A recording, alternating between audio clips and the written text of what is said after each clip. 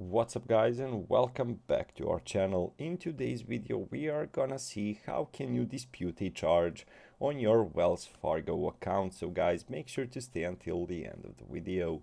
But before we move on, it would mean a lot if you subscribe to our channel and hit that notification bell on.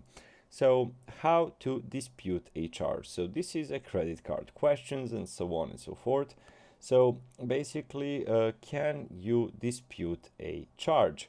So as you can see, we are having loads and loads of credit card FAQs and so on and so forth.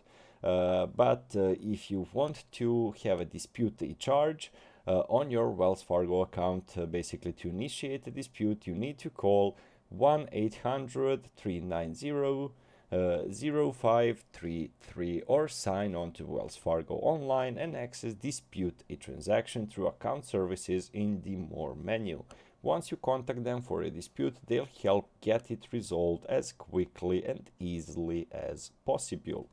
So basically, also for ATM transactions and PIN-based purchases that are not fraudulent, you can call this number over here, option 3, Monday to Friday from 7 a.m. to 7 p.m. Eastern Time. For any other type of dispute, call this number over here.